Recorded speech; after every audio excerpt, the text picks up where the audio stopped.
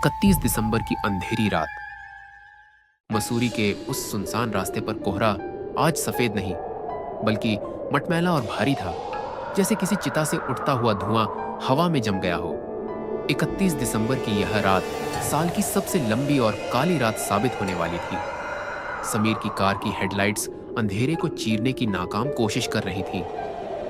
सन्नाटा इतना गहरा था कि समीर को अपनी ही सांसों की आवाज किसी अनजान खतरे की आहट लग रही थी।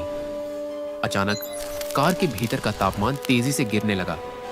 शीशों पर बाहर से नहीं, बल्कि अंदर से धुंध जमने लगी। तभी बोनट के नीचे से एक जोरदार धमाका हुआ, जैसे किसी ने लोहे पर हथौड़ा मारा हो। कार झटके के साथ बंद हो गई। समीर ने कांपते हाथों से कार स्टार्ट करने की कोशिश की, लेकिन इंजन से सिर्फ एक अजीब सी सिसकने की आवाज आई और सब कुछ शांत हो गया। बाहर घने जंगल में पेड़ों की टहनियां ऐसे मुड़ी हुई थीं, जैसे अनगिनत काले हाथ सड़क की तरफ फैल रहे हों। समीर कार से बाहर निकला। हवा में एक अजीब सी बदबू थी, गीली मिट्टी और जले हुए मांस की मिलीजुली गंध। तभी घने कोहरे के बीच उसे एक फीकी पीली रोशनी दिखाई दी। यह रोशनी स्थिर नहीं थी, बल्कि हवा में तैर रही थी। किसी अदृश्य चुंबक की तरह वह रोशनी समीर को अपनी ओर खींच रही थी। वह लड़खड़ाते कदमों से उस दिशा में बढ़ा। कुछ दूरी पर उसे एक विशालकाय जर्जर इमारत दिखाई दी। यह डेकोटा विला जैसा कोई पुराना डाक बंगला था। इसकी दीवारें काली पड़ चुकी थीं, जैसे किसी ने उन्हें आग में झुलसा दिया हो। खिड़कियां टूटी हुई थीं और वे अंधेरे में किसी खोपड़ी की खाली आंखों की तरह घूर रही थी। लोहे के भारी गेट पर एक लालटेन टंगी थी, जिसके नीचे एक साया खड़ा था। समीर करीब गया। वह एक बुजुर्ग चौकीदार था। उसका चेहरा सीधा नहीं दिख रहा था, क्योंकि उसने एक पुराना घिसा हुआ ओवरकोट पहना था और टोपी से चेहरा ढका हुआ था। सबसे डरावनी बात यह थी कि उस कड़ाके की ठंड में भी वह शख्स बिल्कुल स्थिर था। उसकी सांसों से भाप नहीं निकल रही थी। समीर ने कुछ पूछना चाहा, लेकिन गले से आवाज ही नहीं निकली। उस साए ने बिना चेहरा दिखाए अपनी लंबी सूखी उंगली से अंदर की तरफ इशारा किया। उसकी उंगली का पोर, फिंगर टिप, अजीब तरह से काला और टेढ़ा था। समीर सम्मोहन की हालत में अंदर चला गया। अंदर घुसते ही ऐसा लगा जैसे वह किसी फ्रीजर में आ गया हो। हवा में एक भारीपन था, जैसे वहां मौजूद ऑक्सीजन किसी ने खींच ली हो। हॉल के बीचों बीच एक झूमर शैंडिलियर लटक रहा था, जो हवा न होने के बावजूद धीरे धीरे हिल रहा था। चौकीदार उसे लेकर ऊपर की मंजिल की ओर बढ़ा। समीर ने गौर किया कि चौकीदार के चलने की आवाज नहीं आ रही थी। उसके पैर जमीन पर पड़ रहे थे, लेकिन आहट नदारद थी। चौकीदार ने एक कमरे के सामने रुककर चाबी घुमाई। दरवाजा एक दर्दनाक की आवाज के साथ खुला। कमरे में वही जले हुए मांस की बदबू और तेज हो गई।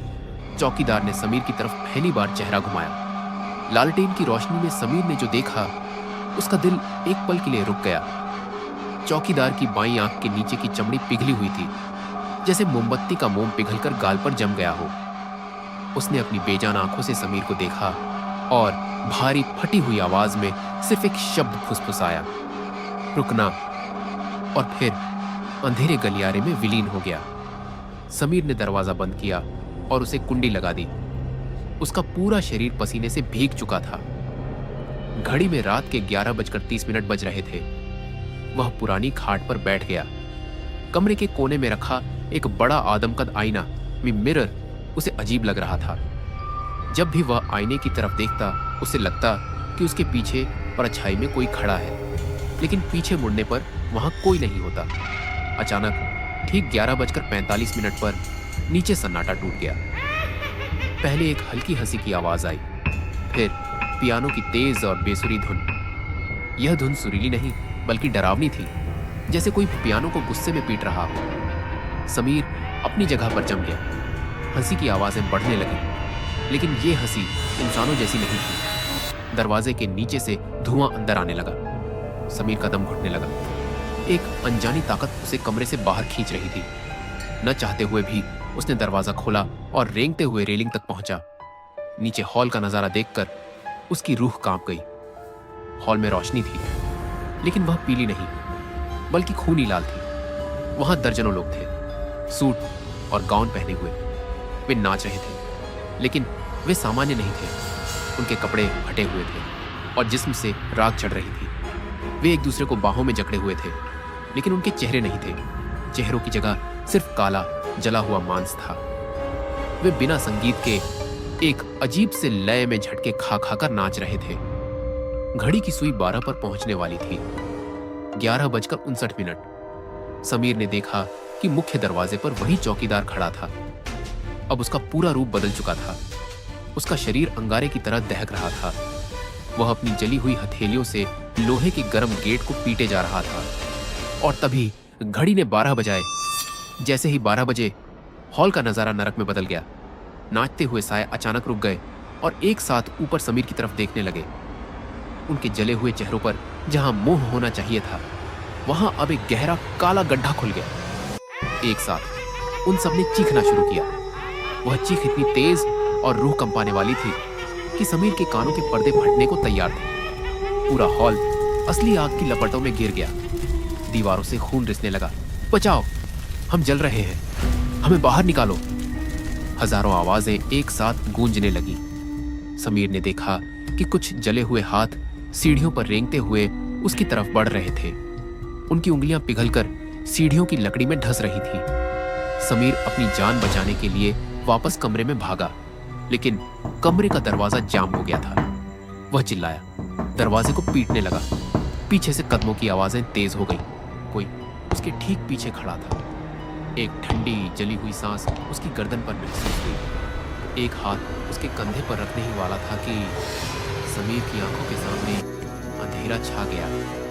होश आने पर समीर ने खुद को एक ठंडी कठोर जमीन पर पाया। सूरज की रोशनी टूटी हुई छत से छन कर आ रही थी। वह उठने की कोशिश करते हुए कराह उठा। उसने चारों तरफ देखा। वह उसी डाक बंगले में था, लेकिन अब यह एक खौफनाक खंडहर था। दीवारें पूरी तरह काली थी, जैसे वहां भीषण अग्निकांड हुआ हो। जिस कमरे में उसने रात बिताई थी, उसकी चौखट जली हुई थी, लेकिन अंदर का हिस्सा अजीब तरह से सुरक्षित था। समीर बदहवास होकर नीचे भागा। सीढ़ियां टूटी हुई थी। नीचे हॉल में फर्श पर काले निशान थे, जैसे वहां लाशें जलाई गई हों। उसने बिना पीछे देखे कार स्टार्ट की। इस बार कार तुरंत स्टार्ट हो गई। वह पागलों की तरह गाड़ी भगाते हुए मुख्य सड़क पर आया। कुछ मील दूर एक ढाबे पर उसने ब्रेक मारा। वह बुरी तरह कांप रहा था। उसका चेहरा पीला पड़ चुका था। ढाबे वाले ने उसे पानी दिया और पूछा, बाबूजी, ऐसे कांप क्यों रहे हो? उस काली घाटी वाले रास्ते से आए हो क्या? समीर ने लड़खड़ाती आवाज में रात की घटना बताई। वह डाक बंगला, वह चौकीदार, वह पार्टी और वह आग। ढाबे वाला और गंभीर होकर बोला, भाई साहब, आप आज के बाद वहां कभी मत जाना। 31 दिसंबर 1990 की बात है। उस बंगले में नए साल की बहुत बड़ी पार्टी थी। शहर के रईसजादे थे।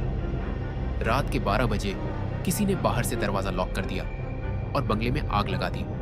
40 लोग जिंदा जल गए थे। उनकी लाशें तक एक दूसरे से चिपक गई थी। समीर का गला सूख गया। और वो चौकीदार, ढाबे वाले ने कांपती आवाज में कहा। चौकीदार रघबीर बेचारा पागल नहीं था, बस वफादार था। जब आग लगी तो वह चाबी लेकर गेट खोलने दौड़ा था, लेकिन आग की लपटों ने उसे गेट पर ही पकड़ लिया।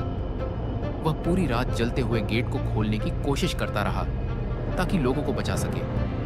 पुलिस को उसकी लाश गेट पर ही मिली थी। उसका हाथ गेट के हैंडल पर पिघलकर चिपक गया था। समीर के रोंगटे खड़े हो गए। उसे याद आया कि रात को चौकीदार कैसे गेट पीट रहा था। उसने अपनी जैकेट की जेब में हाथ डाला तो उसकी उंगलियां किसी ठंडी धातु से टकराईं। उसने धीरे से वह चीज बाहर निकाली। वह पीतल की एक भारी चाबी थी, लेकिन वह सामान्य नहीं थी। चाबी पूरी तरह काली और जली हुई थी और उससे अभी भी ताजा राख झड़ रही थी। और सबसे भयानक बात, चाबी के छल्ले पर पिघले हुए मांस का एक छोटा सा सूखा हुआ टुकड़ा चिपका हुआ था। समीर ने चीखते हुए चाबी फेंक दी और अपनी गाड़ी लेकर वहां से भाग निकला। पीछे धूल में पड़ी वह जली हुई चाबी और दूर पहाड़ों पर खड़ा वह काला कंकाल जैसा बंगला अब भी अपनी अगली 31 दिसंबर का इंतजार कर रहे थे, जहां पार्टी कभी खत्म नहीं होती। अगर आपको ये कहानी पसंद आई हो तो वीडियो को लाइक करें, शेयर करें और चैनल को सब्सक्राइब करना ना भूलें, क्योंकि अगली डरावनी कहानी बस आने ही वाली है।